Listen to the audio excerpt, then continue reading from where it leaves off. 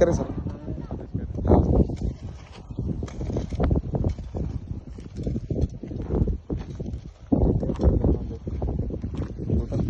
Total labour ಹಾಂ sir.